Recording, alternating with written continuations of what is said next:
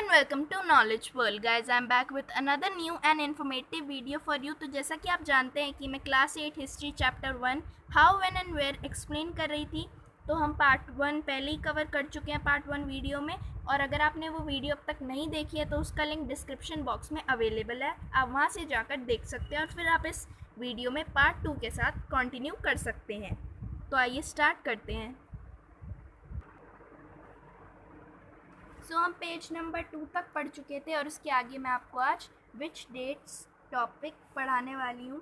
तो हमने जो पढ़ा था उसका एक बार रिकैप्चुलेशन कर लेते हैं। हमने पढ़ा था कि हिस्ट्री के सब्जेक्ट को बोरिंग क्यों समझा जाता है और किस तरह से हम कुछ इवेंट्स का एकदम करेक्ट डेट नहीं निकाल सकते क्योंकि हम उन्हें टाइम स्पैन से डिनोट करते हैं। फिर हमने ये पढ़ा कि आजकल किन डेट्स को ज़्यादा इम्पोर्टेंस दी जा रही हैं। आजकल how did the people earlier people जो पहले रहते थे, जो एंशियंट या हंटर गैदरर्स थे, उनके लाइवलीहुड किस तरह से चलते थे और किस तरह से वो अपना लाइफ स्पेंड करते थे, उनका किस तरह से क्या तरीके थे, उस चेंजेस के बारे में अब इन सब चीज़ों पर फोकस हो रहा है। और इस चीज़ पर फोकस नहीं हो रहा है, इस चीज़ पर फोकस नहीं हो रहा है कि एक किंग का कब बर्थ हुआ, कब उसने थ्रोन को असेंड किया, एट्सेट्रा एट्सेट्रा। तो चलिए अब हम विच डेट से पढ़ना शुरू करते हैं। By what criteria do we choose a set of dates as important. यहाँ पर दिया गया है कि किस सेट ऑफ डेट्स यानी कौन से डेट्स के सेट को हम इम्पॉर्टेंट समझें। The dates we select, the dates around which we compose our story of the past and not important on their own, जैसे कि यहाँ पर दिया हुआ है। दे बिकम वाइटल, उनको इम्पॉर्टेंट इसलिए समझा गया क्योंकि जब हम किसी एक चीज़ पर फोकस करने लगते हैं तो हमें वही इम्पॉर्टेंट लगती है। अगर हम अपना फोकस चेंज करें तो फिर मैं कह रही हूँ कि जिस टॉपिक पर या जिस डेट्स पर हम फोकस करने लगे थे पहले वही हमें इम्पॉर्टेंट लग रही थी, पर अगर हम अपना फोकस दूसरी डेट्स पर, दूसरी सेट ऑफ डेट्स पर डालें तो नए इश्यूज अराइज होंगे, नए इश्यूज सामने आएंगे, तो वो डेट्स हमारे लिए और सिग्निफिकेंट या इम्पॉर्टेंट दिखेंगी। आगे पढ़ते हैं।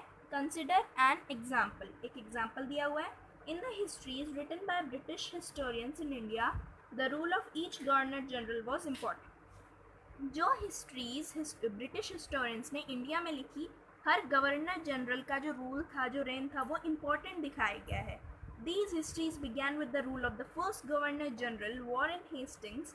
ये हिस्ट्री कब से शुरू हुई? फर्स्ट गवर्नर जनरल जो थे वॉरेन हेस्टिंग्स, उनके रेन से स्टार्ट हुई और लास्ट वॉइसरॉय के रेन पर जाकर ख़त्म हुई, जो कि थे लॉर्ड माउंट बैटन। ये आप नोट कर सकते हैं। In separate chapters we read about the deeds of others. जो दूसरे चैप्टर्स हैं बुक के, उसमें हम पढ़ते हैं इन सब के अलग अलग जो भी इन्होंने किया है अपने रेन में, जो भी इनके एक्शंस या एक्टिविटीज़ थे, जो भी इन्होंने इम्पोज की हैं प्रॉपर्टीज़, ये जो भी इनके रूल्स थे, इनके बारे में हम आगे के चैप्टर्स में पढ़ते हैं। Hastings, Wellesley, Bentinck, Dalhousie, Canning, Lawrence, Lytton, Ripon, Curzon, Hardinge, Irwin. It was a seemingly never ending succession of governor generals and viceroys. ऐसा ही लगता है क्योंकि एक के बाद एक आते गए और ये नेवर एंडिंग सा सक्सेशन बन गया, एक जाता तो दूसरा आ जाता, वॉइस रॉय भी इसी तरह से। All the dates in these histories books were link to these personality. जितनी भी डेट्स थी हिस्ट्री में, जितनी भी डेट्स हैं, सब इन्हीं के रेन से रिलेटेड है, तभी हमें जो डेट्स हैं वो याद करनी पड़ती थी। और मैंने जैसे कि आपको बताया लिंक्ड किस तरह से, पॉलिसीज से, अचीवमेंट से, कब कौन सी पॉलिसी इंट्रोड्यूस की गई, कौन सी एक्टिविटी कब हुई, तो ये सब है। It was as if there was nothing outside their life that was important for us to know. ये तो इस तरह से दिखाया गया कि बस यही थे, इन्हीं की लाइफ्स के बारे में हमें पढ़ना इंपॉर्टेंट है, बाकी इधर उधर कुछ भी नहीं चल रहा था। The chronology of their lifes mark the different chapters of the history of British India. जो ब्रिटिश इंडिया की हिस्ट्री है इन्हीं की क्रोनोलॉजी पे चलती है। क्रोनोलॉजी यानी, क्रोनोलॉजी का मतलब है एक के बाद एक, सीक्वेंस, वो hierarchy. The chronology of their lives, इनकी लाइफ्स की क्रोनोलॉजी की पहले हेस्टिंग्स, फिर वेल्सली, बेंटिक, डलहौजी, इस तरह से ब्रिटिश इंडिया की हिस्ट्री चलती थी, जो कि चैप्टर्स पे कन्वर्टेड है। Can we not write about the history of this period in a different way. क्या हम इस पीरियड की हिस्ट्री को किसी अलग तरीके से नहीं लिख सकते? How do we focus on the activities of different groups and classes in Indian society within the format of this history of governor generals. अब हम इसमें किस तरह से हम फोकस कर सकते हैं दूसरे ग्रुप्स और क्लासेस की इंडियन सोसाइटी में क्या एक्टिविटीज़ थी, और वो भी इसी फॉर्मेट में गवर्नर जनरल्स के। तो अगर हम ऐसा करने की भी सोचते हैं तो बीच में तो हम गवर्नर जनरल्स को इंक्लूड करेंगे, उसके बाद हम जो नॉर्मल लोग हैं उनकी लाइफ को किस तरह से इस तरह इंक्लूड करेंगे या लिंक किस तरह से करेंगे। तो इसलिए कुछ ही सेट ऑफ इस डेट के सेट को ज़्यादा इम्पोर्टेंट समझा गया और दूसरे इधर उधर क्या चल रहा था उसको कुछ भी इम्पोर्टेंस नहीं दी गई। व्हेन वी राइट हिस्ट्री, जब हम हिस्ट्री या एक स्टोरी लिखते हैं तो हम अलग अलग चैप्टर्स में उसे डिवाइड करते हैं। और हम ऐसा क्यों करते हैं? हम ऐसा इसलिए करते हैं जिससे कि हर चैप्टर के बाद जो दूसरा चैप्टर हो उससे उसकी लिंक हो, जिससे कि उसकी कोहेरेंस मेंटेन कर सके। कोहेरेंस मतलब लिंक्ड या सीक्वेंस, जिस तरह से एक स्टोरी के बाद जो दूसरा इवेंट हो वो भी उस स्टोरी से लिंक्ड हो, इसलिए हम उसे चैप्टर्स में कन्वर्ट करते हैं कोहेरेंस मेंटेन करने के लिए, और वो एक सेंस बना लेता है। फिर क्या होता है, इस प्रोसेस में हम फोकस करते हैं उन इवेंट्स पर जो कि हमारी अगली कहानी या अगले चैप्टर को लिंक करती हो या फिर उसे शेप देती हो। इन the histories that revolve around the life of British governor generals, जो हिस्ट्रीज ब्रिटिश गवर्नर जनरल्स की लाइफ को लिंक करती हैं, जो करती हैं वो रिवॉल्व करती हैं जो उनके around, the activities of Indian simply do not fit. जैसे कि मैंने आपको बताया कि गवर्नर जनरल्स की एक्टिविटीज़ या पॉलिसी के बीच में हम उनको किस तरह से इंक्लूड कर सकते हैं सिंपल इंडियंस की एक्टिविटीज़ को, वो तो फिट नहीं करेंगी, तो उनके लिए कोई स्पेस भी नहीं है। What then do we do? अब हमें क्या करना चाहिए? Clearly we need another format for our history. तो इस सब के बाद हमें अपना एक हिस्ट्री का न्यू फॉर्मेट चाहिए। This would mean that the old dates will no longer have the significance. इसका मतलब क्या है कि जो इस तरह की डेट्स थी उनकी कोई इम्पोर्टेंस या सिग्निफिकेंस नहीं बचेगी कंपेयर टू जैसे उनकी पहले थी। पहले जैसी कोई भी उनकी सिग्निफिकेंस या इम्पोर्टेंस नहीं बचेगी।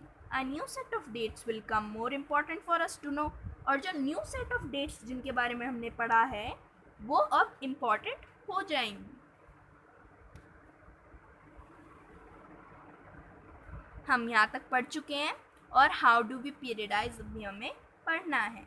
तो फिगर 3 देख लेते हैं। Warren Hastings became the first governor general of India in 1773। जो वॉरेन हेस्टिंग्स थे वो फर्स्ट गवर्नर जनरल थे इंडिया के, और वो कब बने थे? 1773 में। आप इसे अंडरलाइन करें या फिर नोट करें। While history books narrated the deeds of governor generals, biographies glorified them as persons and paintings projected them as powerful figures. इसका क्या मतलब है कि जो हिस्ट्री बुक्स हैं वो उन्हें गवर्नर जनरल्स की तरह नरेट करती हैं, उनकी क्या डीड्स यानी क्या उनकी एक्टिविटीज़ या एक्शंस थे एज अ गवर्नर जनरल, और जो बायोग्राफीज़ हैं उनके बारे में जो लिखी हुई हैं, उनकी बायोग्राफी की क्या, उनके बारे में जितना भी कुछ लिखा हुआ है वो क्या करती थी, वो उन्हें एक इंसान की तरह दर्शाती थी, और जो पेंटिंग्स थी, जो उनकी पेंटिंग्स बनी थी वो उन्हें एक पावरफुल फिगर की तरह दर्शाती थी। जैसे कि आप इसमें देख सकते हैं जो पिक्चर है वो कितनी रॉयल लग रही है, तो वो उन्हें पावरफुल फिगर की तरह शो करती थी या डिपिक्ट करती थी। अब हमें पढ़ना है how do we periodize. In 1817, James Mill, a Scottish economist and political philosopher, published a massive 3-volume work, A History of British India. क्या हुआ 1817 में जेम्स मिल जो कि स्कॉटिश थे, स्कॉटिश इस वर्ड को आप याद रखें, स्कॉटलैंड से जो बिलोंग करते हैं, स्कॉटिश इकोनॉमिस्ट थे और पॉलिटिकल फिलोसोफर थे। उन्होंने क्या किया, एक 3 वॉल्यूम का वर्क पब्लिश किया जिसको हम कहते हैं a history of British India. In this he divided Indian history into 3 periods. उन्होंने इंडियन हिस्ट्री को 3 पीरियड्स में डिवाइड किया, बांटा, जैसे हिंदू, मुस्लिम और ब्रिटिश, 3 पीरियड्स हो गए। This periodization came to be widely accepted. इस पीरियडाइजेशन को एक्सेप्ट कर लिया गया। Can you think of any problem with this way of looking at Indian history? कि अब इसमें यहाँ पे एक क्वेश्चन दिया हुआ है, Why do we try and divide history into different periods? अब यहाँ पे एक और क्वेश्चन दिया हुआ है कि हम हिस्ट्री को अलग अलग पीरियड्स में क्यों डिवाइड करते हैं। We do so, आंसर भी दिया हुआ है, हम ऐसा इसलिए करते हैं in an attempt to capture the characteristics of a time। एक टाइम का कैरेक्टरिस्टिक हम कैप्चर करने के लिए या कुछ समझने के लिए. Its central features as they appear to us. So the terms through which we periodize, that is demarcate,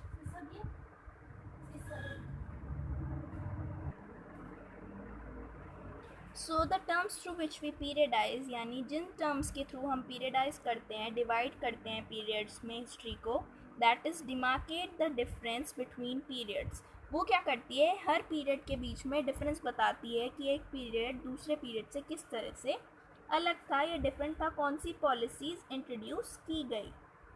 they reflect our ideas about the past. ये हमारे आइडियाज़ को भी रिफ्लेक्ट करती है पास्ट के बारे में कि हमारे क्या आइडियाज़ थे. They show how we see the significance of the change from one period to the next. मतलब कि हम किस तरह से चेंजेस को देखते हैं जो एक पीरियड से दूसरे पीरियड में गए हैं, या फिर हमारा चेंजेस के प्रति किस तरह का व्यवहार है, इस तरह से ये दिखाती है क्या सिग्निफिकेंस है. Mill thought that all Asian societies. अब मिल का क्या पॉइंट ऑफ व्यू था या क्या व्यू पॉइंट था वो देखते हैं. जो जेम्स मिल थे उनका क्या व्यू पॉइंट था. Mill thought that all Asian societies were at a lower level of civilization than Europe. Mill सोचते थे कि जितनी भी एशियन सोसाइटीज़ हैं, इंक्लूडिंग इंडिया भी हो सकता है, एशिया में ही है क्योंकि जितनी भी एशियन सोसाइटीज़ हैं वो क्या है, वो लोअर लेवल ऑफ सिविलाइजेशन है. मतलब वो बिल्कुल भी ऑर्गेनाइज नहीं है या फिर सिविलाइज नहीं है. यूरोप बहुत ज़्यादा सिविलाइज्ड है, तो वो ये सोचते थे.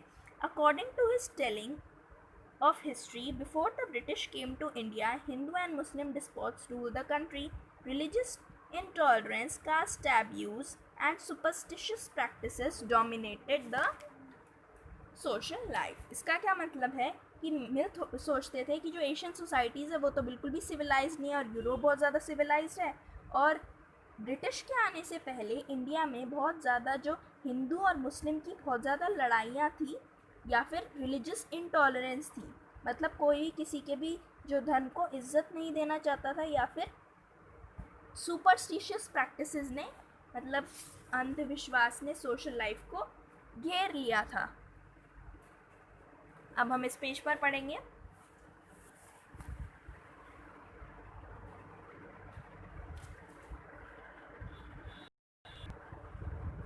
हम इस पेज पर हैं. हम British rule. Mill felt could civilize India. अब मिल क्या सोचते थे कि जो ब्रिटिश का रूल है, जो ब्रिटिश का राज है, वो इंडिया को सिविलाइज कर देगा और ऑर्गेनाइज भी कर देगा, तो इन्हीं का फ़ायदा है, वो ये सोचते थे. To do this it was necessary to introduce European manners, institutions and laws in India. अब ऐसा करने के लिए यूरोप सिविलाइज क्यों है, क्योंकि वहाँ पर जो मैनर्स हैं, जो आर्ट्स हैं, जो इंस्टीट्यूशंस हैं, उसकी वजह से ऑफकोर्स यूरोप है वो बहुत ज़्यादा सिविलाइज्ड है, और यहाँ वो चीज़ें नहीं हैं, तो यहाँ पे इसलिए लोग सिविलाइज्ड नहीं हैं. तो सिविलाइज करने के लिए उन्होंने क्या सोचा कि यहाँ पर यूरोपियन मैनर्स को, आर्ट्स को, इंस्टीट्यूशंस को इंट्रोड्यूस करना बहुत ज़्यादा ज़रूरी है. Mill in fact suggested that the British should conquer all the territories in India to ensure the enlightenment and happiness of the Indian people. उन्होंने सोचा कि पूरे इंडिया को ही ब्रिटिश को कॉन्कर कर लेना चाहिए, जिससे कि ये सिविलाइज्ड भी हो जाएंगे और जो इंडियन पीपल हैं, जो इंडिया के लोग हैं, वो खुश भी हो जाएंगे और सिविलाइज्ड भी हो जाएंगे, साथ ही साथ उन्हीं का फ़ायदा होगा. For India was not capable of progress without British help. क्योंकि वो ये सोचते थे कि ब्रिटिश की हेल्प के बिना इंडिया तो प्रोग्रेस कर ही नहीं पाएगा. In this idea of history, British rule represented all the forces of progress and civilization. इस हिस्ट्री के आइडिया से ब्रिटिश ने सभी ब्रिटिश रूल ने सभी फोर्सेस प्रोग्रेस को, सभी प्रोग्रेस की फोर्सेस और सिविलाइजेशन को इंडिया में रिप्रेजेंट करना स्टार्ट कर दिया. The period before British rule was one of darkness. Can such a conception be accepted today. यहाँ पे एक क्वेश्चन दिया हुआ है कि British rule, the period before British rule, जो ब्रिटिश रूल से पहले का पीरियड था, वो क्या बहुत ज़्यादा डार्कनेस वाला पीरियड था, यानी बहुत ज़्यादा पीछे रह गए थे इंडिया के लोग, या फिर ब्रिटिश रूल के बाद कुछ हमें फ़ायदा हुआ है. इस कॉन्सेप्शन को आप ट्रू या फॉल्स जो भी है आप अपने आप से लिखने की कोशिश करें. और आगे पढ़ते हैं. In any case can we refer to any period of history as Hindu और Muslim. Did not a variety of faiths exist simultaneously in these periods? Why should we characterize an age only through the religion of the rulers of the time? अब यहाँ पर पूछा जा रहा है कि हम किसी भी पीरियड को उसके जो रूलर्स हैं उन्हीं के रिलीजन से क्यों कैरेक्टराइज कर रहे हैं. To do so is to suggest that the lives and practices of the others do not really matter. ये तो यही शो कर रहा है ना कि मतलब रूलर्स ही सब कुछ है और बाकी के जो लोग हैं वो कुछ भी नहीं है. We should also remember that even rulers in ancient India did not all share the same faith. हमें ये भी याद रखना चाहिए कि एंशियंट इंडिया में जितने भी रूलर्स थे, जो रूलर्स हैं वो भी इवन सेम फेथ या सेम रिलीजन फॉलो नहीं करते हैं. Moving away from British classification, historians have usually divided Indian history into ancient, medieval and modern. British classification से दूर, या फिर अगर हम दूर चलते हैं ब्रिटिश क्लासिफिकेशन से, तो हिस्टोरियंस ने डिवाइड किया हुआ है इंडियन हिस्ट्री को एंशिएंट, मिडीवल और मॉडर्न पीरियड में. This division too has its problem. अब इस डिविजन में भी प्रॉब्लम्स हैं. It is a periodization that is borrowed from the west, where the modern period was associated with the growth of all the forces of modernity, science, reason, democracy, liberty and equality. अब यहाँ पर क्या दिया हुआ है कि ancient, medieval और modern के साथ भी प्रॉब्लम है. ये जो डिवीज़न है इसकी अलग प्रॉब्लम्स है. अब क्या हुआ, ये ऐसी पीरियडाइजेशन है जो कि वेस्ट से ली गई है, जहाँ पे कि मॉडर्न पीरियड को किस किस चीज़ों से हम करते हैं डिनोट. साइंस होगी, रीज़न, डेमोक्रेसी, लिबर्टी, इक्वालिटी, इन सब चीज़ों से हम उसे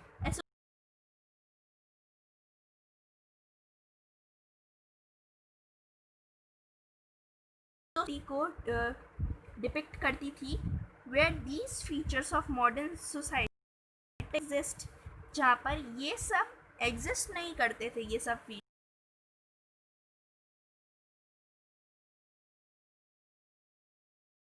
स्टडी. अब यहाँ पे इस तरह की प्रॉब्लम आ गई. In this book, under British rule, people did not have equality. British rule में लोगों में बिल्कुल भी इक्वालिटी नहीं थी. ना फ्रीडम थी लोगों के लिए, ना लिबर्टी थी. Nor was the period one of economic growth and progress. Many historians therefore refer to this period as colonial. उन्होंने इस पीरियड का नाम colonial रख दिया.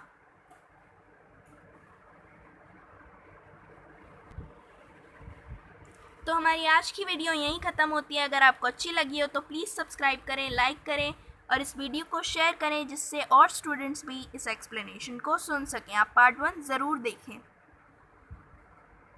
टिल देन बाय बाय, और मैं नेक्स्ट पार्ट जल्दी ही अपलोड करने वाली हूँ.